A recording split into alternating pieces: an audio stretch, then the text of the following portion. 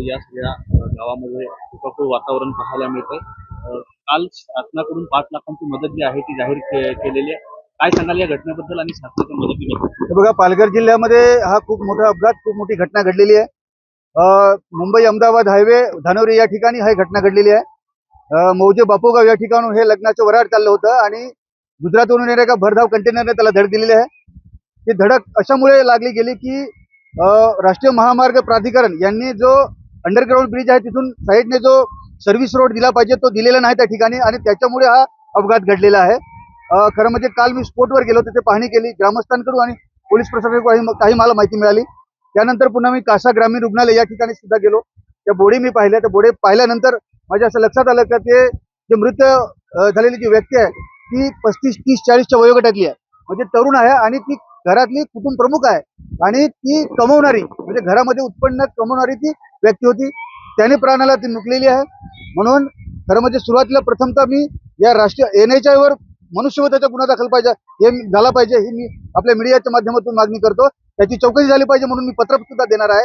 त्याचप्रमाणे काल जे शासनाने या मृत व्यक्तीला जे आर्थिक सहाय्य जे काल त्यांनी जे जाहीर केलेलं आहे ते 5 लाखाचे जाहीर केलेलं आहे. म्हणून माझी अशी मागणी आहे की 5 लाखामध्ये आपण एखाद्या व्यक्तीच्या जीवाची किंमत लावू शकत नाही, परंतु हे झालेलं आहे, घटना घडलेली आहे, आपल्या हातात नव्हतं. म्हणून शासनाने 5 लाखाऐवजी 10 लाख रुपये किंवा त्याच्यापेक्षा जास्त हा सरकारने विचार करावा आणि त्यांना आर्थिक सहाय्य करावं, असं मी आपल्या माध्यमातून सरकारपर्यंत हे निवेदन पोहोचवतो.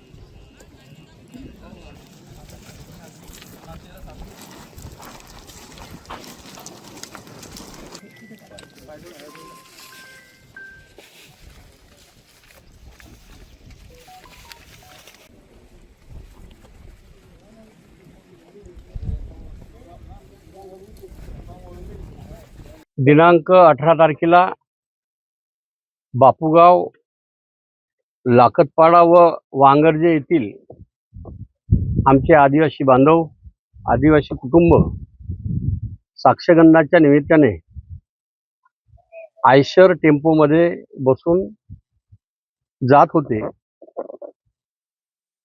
धानेवरी येथे अपघाती निधन झालं.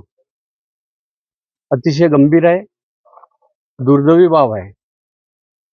त्यामुळे त्यामध्ये एकूण 13 व्यक्ती मृत्यू पावलेले आहे. बापूगाव व लाखतपाडा येथील 12 और वांगर्जे येथील 1 असे एकूण 13 व्यक्तीचं निधन झालेलं आहे. आणि वेदांत हॉस्पिटल येथे 17 कुटुंब भरती आहे. कालच मुख्यमंत्री मोदयांनी या कुटुंबाप्रती सहानुभूती, प्रेम आणि विश्वास दर्शवून भावना जाहीर केलेल्या आहे. कल्पना आहे तुम्हाला, तुमच्या माध्यमातून जाहीर सुरू झालेली आहे. लवकरात लवकर ती मदत मिळेल. सोबतच हे सर्व कुटुंब जे आहे त्या कुटुंबांना आदिवासी विकास विभाग पालकत्वाची भूमी जबाबदारी स्वीकारून 100% विशेष लक्ष देऊन वेळोवेळी येणारं सहकार्य, वेळोवेळी अडचण ते पूर्ण करण्यास आदिवासी विभाग पात्र ठरेल अशी अपेक्षा करतो. आज अंत्यविधीच्या निमित्ताने या ठिकाणी आमच्या या जिल्ह्याचे सर्व लोकप्रतिनिधी आलेले आहे, आमचे खासदार आलेले आहे, आमचे सर्व पदाधिकारी आलेले आहे, गावकरी बंधू आलेले आहे. निश्चितच सर्वांसाठी अतिशय दुर्दैवी बाब आहे, दुःखदी घटना. अशी तरी आपल्याला आता सर्वांना सहन करण्याची शक्ती सर्वांनी प्राप्त केलेली आहे आणि निश्चितच आम्ही ही कधी अशी घटना विसरणार नाही. तर शासनाकडून 5 लाख रुपयांची मदत जाहीर करण्यात आली. मात्र स्थानिक आमदार विनोद निकोले त्यांनी सांगितलं की अनेक जण हे कुटुंब प्रमुख आहेत, त्याच्यामुळे ही मदत जी आहे ती वाढवावी अशी मागणी त्यांनी केली. याबाबत काय? काल मुख्यमंत्री मोदयांनी तात्काळ दखल आणि नोंद घेऊन घोषणा केली. याची कल्पना तुम्हाला मीडियाने लोकांना माहीत आहे. आता या व्यतिरिक्त येणाऱ्या अडचणी आहे. दवाखान्यात भरती असलेल्या सर्व कुटुंबांचा उपचार जो आहे 100% शासनाच्या माध्यमातून करणार आहोत आम्ही. औषध असो, कुठलं ऑपरेशन असो, 100% शासन करेल. आणि या व्यतिरिक्त आमचा समाज आहे आणि त्या समाजाचा आदिवासी विकास विभाग आहे. ज्या ज्या अडचणी येईल वेळोवेळी आम्ही आताच या ठिकाणी येण्याच्या पूर्वी जिल्हाधिकारी, ATC, प्रकल्प अधिकारी आम्ही सर्वजण बसलो आणि या सर्व कुटुंबाबद्दल चर्चा केली. कुटुंबाचा ते सर्वे करेल काय काय अडचणी असेल त्या अडचणी दूर करण्यासाठी आम्ही पात्र ठरू. परंतु वाऱ्यावर कोणाला सोडल्या जाणार नाही, कारण आमचे बांधव आहे, आदिवासी बांधव आहे आमचे, एवढं सांगतो. बांधली गेलेली आहे. काय सांगा, काय माहिती आहे आपल्याकडून? बाब अशी आहे की हा हायवे अतिशय रहदारीचा आहे. एकूणच त्याला अवेअरनेस लोकांना जशी नियमाची कायद्याची माहिती देण्याची अधिक गरज आहे. कुठेतरी थोडं जास्त अंतर चालावं लागेल म्हणून शॉर्टकटने जाण्याचा प्रयत्न केला आणि हा अपघात झाला. दुर्दैवी अपघात. ऑन द स्पॉट 11 लोक गेले, नंतर आता 2 गेले. अन्य जे सुद्धा ट्रीटमेंट घेत आहेत त्यांच्याविषयी सुद्धा मनात शंका आहे. वेदांत मेडिकल कॉलेजचे प्रमुख डॉक्टर माने यांनी अतिशय चांगल्या पद्धतीने त्या ठिकाणी ट्रीटमेंट चालू ठेवलेली.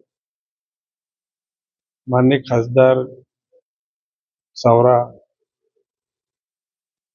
जिल्हाध्यक्ष भरत राजपूत, ज्यांच्याकडे जबाबदारी कलेक्टर आणि CEO म्हणून आहे, त्या रानडे साहेब, SP यतीन देशमुखजी आणि अन्य सर्व यंत्रणा, शासकीय यंत्रणा अतिशय आपलेपणाच्या भावनेतून त्या ठिकाणी सक्रिय झालेली आहे. आता 13 बॉड्यांचे पोस्टमॉर्टम करण्याकरता जिल्ह्यातल्या इतर हॉस्पिटलमधले डॉक्टर सुद्धा आलेले आहेत. तर म्हणजे भयावह परिस्थिती. ज्यांचे चेहरे बघितले, लहान मुलं, लहान मुली, म्हणजे माणसं जन्मता निसर्गरित्या मेलेली काही वाटत नाही, परंतु अशा प्रकारे अपघाताने गेल्यानंतर त्यातनं होतं.